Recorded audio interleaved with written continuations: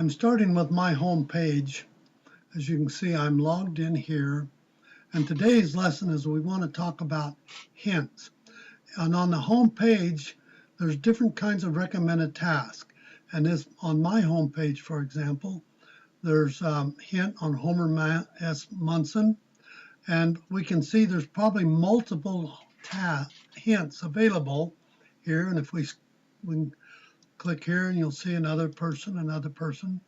Well, let's go back to Homer and click on his, and we'll click on his home page. And we'll see that this same hint is being shown in his hint section right here. So the hint you see on the home page is showing here, but one of the things I want to point out here is on you only see one of them in this thing. Whereas if we go to Hattie, for example, right here we only see one hint, but there's multiple hints available on her line, as you can see here.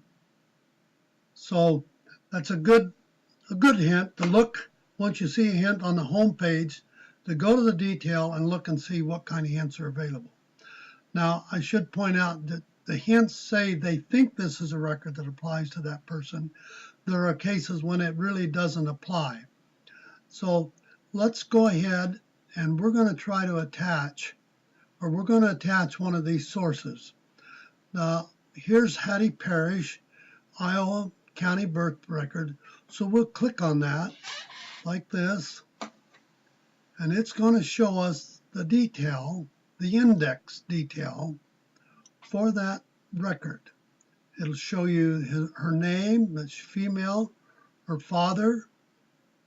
Oh no, what this is showing this is their daughter, Hattie Parrish and Lynn Long, are the parents of Wilma Dean Long. And this is a birth record for Wilma Dean Long. The event was 18 April 1930, and it occurred in Lee, Iowa, United States. And it was recorded in the Iowa County birth record. And so this tells you all the things you want to do. Now I'm going to attach this record, and remember what it's saying. It's the birth record with them. So we'll go ahead and attach it. So from this point on, it's the same process as when you're attaching any record that you find in FamilySearch. So it'll show you here, and notice it's only record. There is no image available for this record. Now on this side, you can see you can tag the events. We want to tag for Hattie. That's the only thing we really want to tag there, is that we know her name and that she's a gender. And we can add it to the source box, but I don't want to add it to the source box at this time. What I really want to do is I'll go down and add Wilma Dean. Now she's already in my database. So what I'm going to do is compare. And notice here I can compare, and I'm going to tag her name, birth, and gender, because that information is available on here. And I think I'll go ahead and add it to the source box, because I would like to add this source to the parent-child relationship.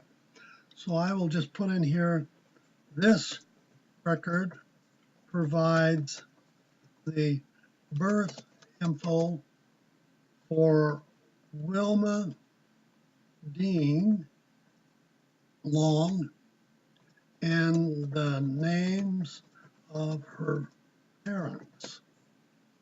And then I'm going to attach this record, this birth record, to the Wilma Dean details personal record in FamilySearch, in the family tree.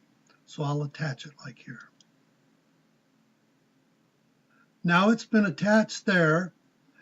This data on this side is the data that's coming from that birth record. This data is what is in family tree associated with this couple. So I'm going to attach Lynn Beal Long.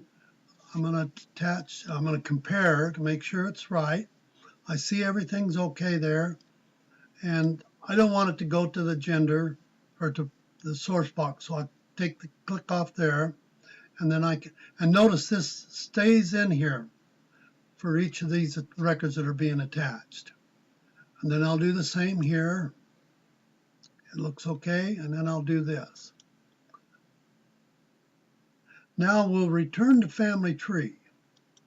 So that returns us to the personal. When you're working from hints, when you say it'll return you to that person's page. And then we can go down and we'll scroll down and see if that's been added. And there it is right there, Hattie Parrish, and the entry for Wilma Dean Long, Illinois. And if we look at the record, this is what was added. You see, here's the URL. That's the title that the system generated. And this is the information that they put in there from that record.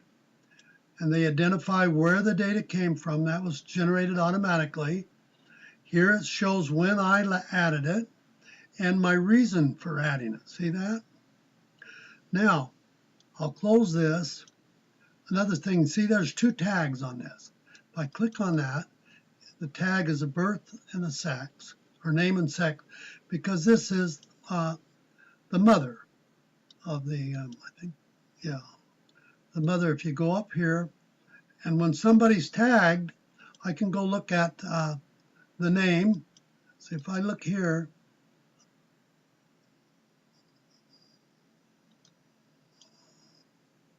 if I click on the name here, you'll see the tag, and I tagged her, so that's associated with this name record. Okay, or I can look at the gender, and I think it'll be shown. I haven't checked it. Yeah, see, so when you tag somebody to those events, they link them to here. So now I wanted, the other thing I mentioned, I wanted to link it. I wanted to link, put in for Wilma Dean Long, I want to tie her to her parents. So I click on this parent-child relationship. And I go out.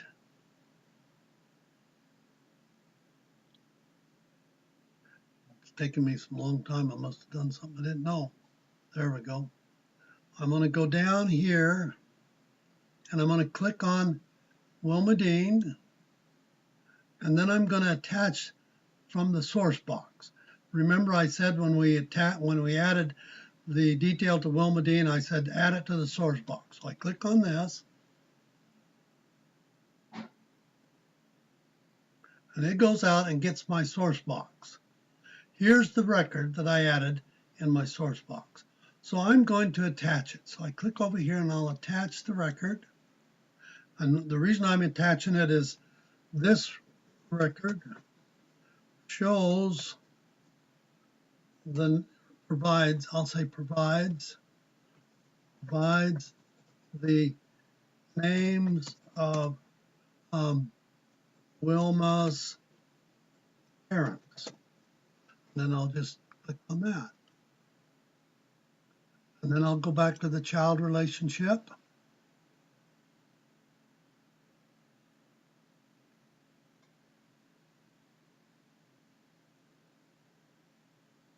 It takes a minute.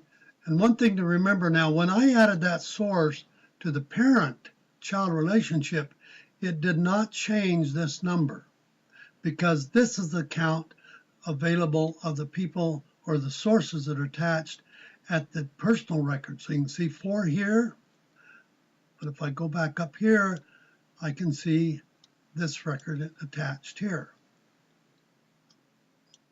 There's that's attached. So now the other thing, you go back, if I refresh this page, now here's the refresh page of Hattie Parrish, and now you'll look and see that that top birth record hint is no longer there, but a different one is now. The reason is there's only 3 hints can be shown at one time.